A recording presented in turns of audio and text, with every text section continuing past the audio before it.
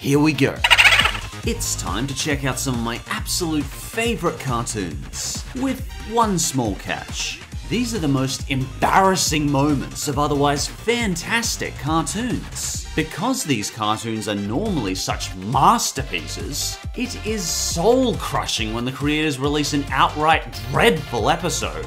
These bad episodes might be our heroes acting so out of character that it permanently scars them in the viewer's eyes. While the episodes might be overly cruel, self-absorbed, or just completely nonsensical. So let's check out the top 10 worst episodes of great cartoons. And more than ever, if you do like these episodes, I totally understand. It's just my silly personal opinion, and I'm glad you can enjoy these episodes when I can't. Anyway, on to the countdown. Number 10. Powerpuff Girls. Sunscream. You know those old government ads on TV that tried to scare you into never doing drugs? Sometimes in very strange ways. Well, they made an entire Powerpuff Girls episode like that. Except it's about sunburns. This episode is just excruciatingly uncomfortable to watch. 10 straight minutes of the girls very slowly moving across the room while they wail in agony over their sunburns. The writers dedicate a good quarter of the episode exclusively to showing close-ups of Blossom's convulsing sunburnt skin as she yells out in pure agony. In fact, their sunburns are so painful that they can't even put clothes on. So our three heroes fight crime el naturel. But our heroes are helpless against the villains because of their sunburns. Okay, I admit sunburns can be freaking painful and potentially cause skin disease, but they don't completely incapacitate you from living. This is just silly. Then to top it off, we watch them peel off their skin. Thanks, writers, I guess I didn't need to eat tonight. But I will say this for it. After watching this episode, I will certainly always wear sunscreen. So if that was your goal, writers, good job.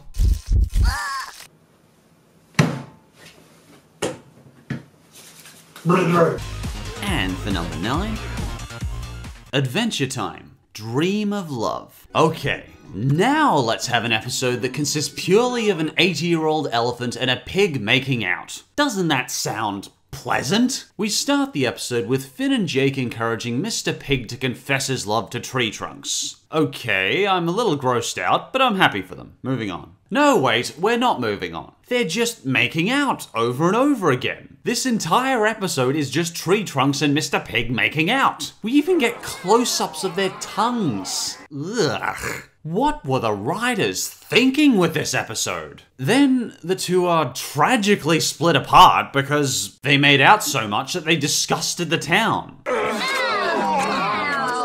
They then complement this bowl of fecal beans with a tone-deaf song from the 80-year-old elephant and the pig. And for the final cherry on our unholy pile, we finish the episode with the two resuming making out. Did one of the Adventure Time writers really think that writing an entire episode dedicated to two senior citizens making out would be stellar Adventure Time material?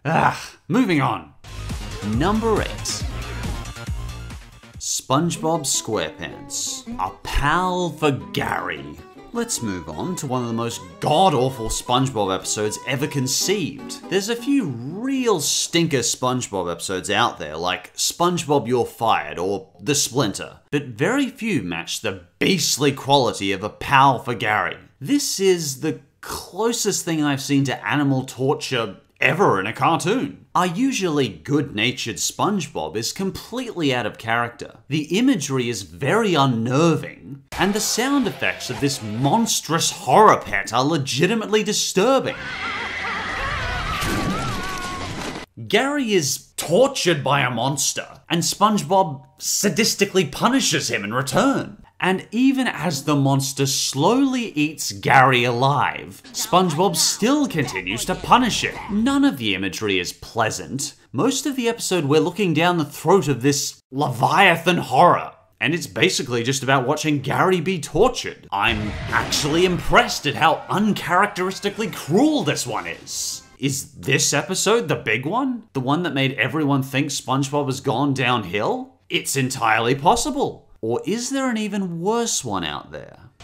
And for number 7, Hey Arnold. Arnold betrays Iggy. This is probably the most reviled Nicktoon episode in cartoon history. The hostile reactions I get from friends for even mentioning this episode is just astonishing. And it's no wonder. I distinctly remember seeing this episode when I was 8 and feeling distraught afterwards. The story is basically our hero Arnold sees his friend Iggy in bunny pajamas. When he accidentally tells others this, he spends the whole episode suffering humiliations to repay him. This is one very nasty trope we're used to see in a lot of badly made cartoon episodes, where our hero continually cowers down and suffers humiliation to another character for no legitimate reason. Personally, I just get frustrated when I see this trope and just say, why doesn't our hero stand up for himself? I can still see that empty, miserable look in Arnold's eyes as he slowly walks through the jeering, mocking, tormenting town in bunny pajamas. Surprisingly enough, watching our hero be endlessly humiliated and jeered at is not pleasant to watch. This episode was so detested by the public that even the creator hated it. In fact, he personally asked Nickelodeon to stop airing it right after he made it. And graciously enough, they did. Thank Jeebus for that. And for number 6, Powerpuff Girls, the city of Frownsville. Would you like to watch 11 minutes of the entire city of Townsville crying while the most annoying cartoon villain ever squeals into your ears? No? Well, I don't blame you, me neither. Can I just say that crying voice acting barely ever sounds legitimate? You really have to be a spectacular voice actor to make crying sound real in cartoons. Good evening, ladies and germs. We just flew in from Las Vegas because we can. Hearing voice actors pretend to cry not only breaks the immersion for me, but it can be really insufferable. Imagine if I spent the whole top 10 list talking like this. It would probably make you want to knee me in the crotch until I keeled over. Ow. Not everyone knows this, but most of what was shown on Cartoon Network was the first 4 seasons of Powerpuff Girls. Seasons 5 and 6 got really bland. The voice acting of this guy is cringeworthy. This episode safely fits into that special category of bad anime hentai English fandub. But I actually did like the message behind this one, as terribly executed as it was. The one thing that's catchier than sadness is laughter. And perhaps that's the best thing to take from this episode. Number 5. Steven Universe. Keep Beach City weird. This one was a tough decision between this, Island Adventure, and Say Uncle. In the end though, Ronaldo was just even more irredeemable than that heinous opening in Say Uncle. The only 3 characters I don't like in this otherwise elegant, beautiful cartoon is Lars, Onion, and Ronaldo. But Ronaldo is in his own league of aggravating. He's loud, he's obnoxious, he's completely full of himself, and there's not a shred of humility in this guy. Even his voice makes me want to throttle this guy. Weird time, Petey! I'm doing big stuff!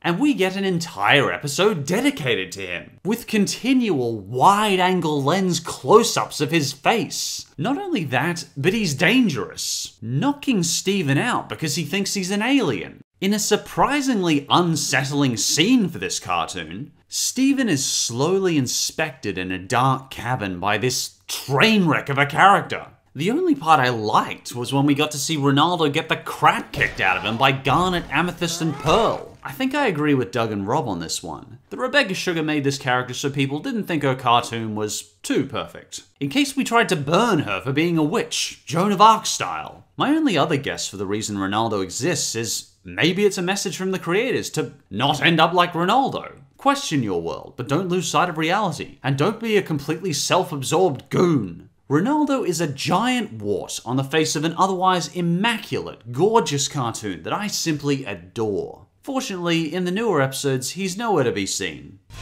And for number 4, Looney Tunes. See You Later, Gladiator. This is by far the most painfully long, boring Looney Tunes cartoon I've ever seen. Which is impressive, given that it's only 6 minutes. How is that even possible? Later. How can you make 6 minutes of my life drag by so slowly? This is considered by many to be the worst Looney Tunes episode of all time. Going in, I thought, oh come on, how bad could it be? It's Looney Tunes. But boy was I wrong.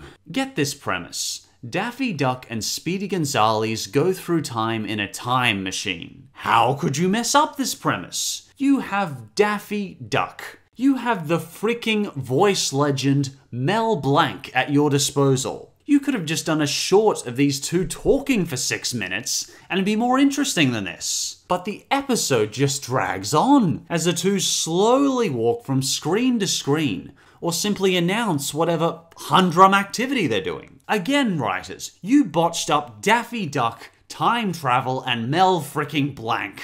For shame! And for number 3, Adventure Time, Frost and Fire. Apologies, as I know I've already talked about Adventure Time, but I really just can't stand this episode. I don't think many people were as bothered by this episode as I was, but it single-handedly destroyed Finn's character in my eyes. Frost and Fire is this strangely in-depth look at Finn's character, but sadly, when we see Finn's character in depth, we realize just how shallow and self-centered he is, humiliating and hurting Simon in order to get wet dreams. I mean, kinks aren't something we choose, and whatever you enjoy is fine as long as you're not hurting anyone. But Finn is going out of his way to make others fight and hurt each other in order to get his rocks off. Dear Flame Princess, you're just the worst. Your hair is bad, your feet smell like face cheese, blah blah blah blah. Let us meet up and fight Tommy. Sincerely, Ice King. Simon the Ice King is my favorite character in Adventure Time, so seeing him suffer like this really bugged me. Even when Flame Princess is injured and suffering, he's still thinking about his wet dreams. Even over 50 episodes later, I still don't like Finn's character as much after seeing this episode. I have nothing but respect for this cartoon. It's among my absolute favorite cartoons of all time, but I certainly had a lot less respect for Finn after this episode. And the second worst episode of great cartoons is Mr. Garrison's Fancy New Vagina. Some people have probably picked up, I like South Park. A lot. There you go, Al. So when they take a nosedive, it really kicks me in the nads. Only South Park could get away with the amount of middle fingers they give to their viewers. But this one, you'd expect crude from South Park. But showing live action surgery of a sex change operation. How do you get away with that? Yet nipples are a no-no? What sense does that make? This made me so uncomfortable that I couldn't actually watch it more than once. Even splicing the DVD footage together, I had to take extra care not to accidentally view the live-action sex change footage. The rest of the episode is bad as well, with Kyle having testicles in his kneecaps, I do apologize for that visual imagery, and basically just freak show plastic surgery. Just talking about this one makes me uneasy and disturbed. In my opinion, of what I consider a classic cartoon series, this one is one of the worst. I can't think of another episode of what I consider a great cartoon series that makes me so queasy. And before we get to number 1, I'd like to give a couple of quick honorable mentions. Fairly Odd Parents, It's a Wishful Life. While this series isn't one of my personal favorites, there was such a hostile reaction to this episode among fans that it couldn't not be mentioned. An episode dedicated to Timmy seeing how much better the world would be if he was never born. What could possibly be mean-spirited about that? This is another overused, bad cartoon trope that was never funny to begin with. Foster's Home for Imaginary Friends. Everyone knows it's bendy. Once again, we have this trope I've never understood, where a villain will continually do bad things, and the hero will get continually blamed and punished for it. It was such a bad episode that the writer deeply regretted making it, but Foster's isn't quite one of my personal favorites, so I left it off the list. The Simpsons. Lisa Goes Gaga. Although perhaps not as classic as it once was, I personally think The Simpsons remains a quality, sophisticated show, which is freaking amazing since it's been running for over 27 years. However, Lisa Goes Gaga was appallingly bad and crapped all over our favorite Simpson characters. I covered it in Worst Simpsons though, so I left it off the list. Avatar: The Last Airbender. The Great Divide. This episode is bad as we have to watch painful bickering between two tribes continually for 24 minutes. But honestly, I only thought it was bad by Avatar's standards, which is so freaking high that many cartoons can't even see them. So I left this off the list too. Anyway, here we go. And the number 1 worst episode of great cartoons is SpongeBob SquarePants One Course Meal. Wow.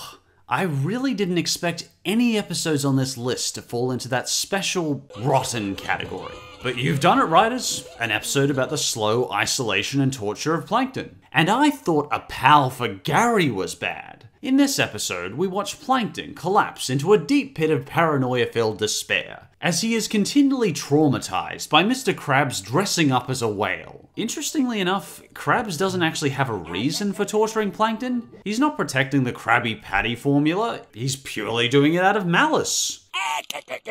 He even stalks Plankton in his own home. 16 paranoia-filled days later. Plankton then breaks down into tears, followed by a paranoia-filled nightmare.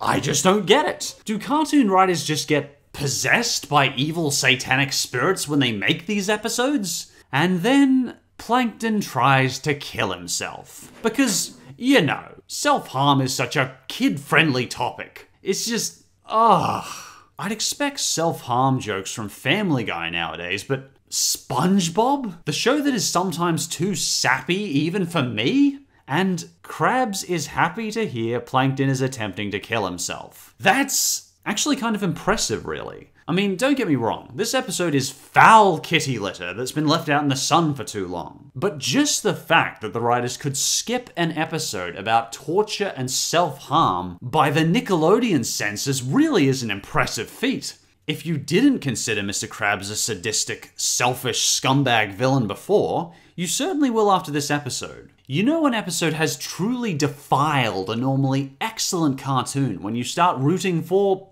the bad guy. Congratulations, writers of SpongeBob. Of all the cartoons I consider great, you've made the worst episode. And you did so with flying colors. Suicide, isolation, and torture. Yep, that'll do it. And we finish this disaster off by burying Plankton alive. Okay, that's it, I'm done. But as I mentioned, I like all these cartoons. Many of them are among my absolute favorite cartoons, and molded me and many others growing up. As much as I nitpick, these bad episodes really are a rarity, and I can't wait to see what new content each and every one of these cartoons will bring us in the future. Do you think I missed a particularly bad episode of an otherwise great cartoon? I know there's a lot out there I did miss. If you think so, feel free to let me know in the comments. And as always, thanks for watching, and I'll see you next time.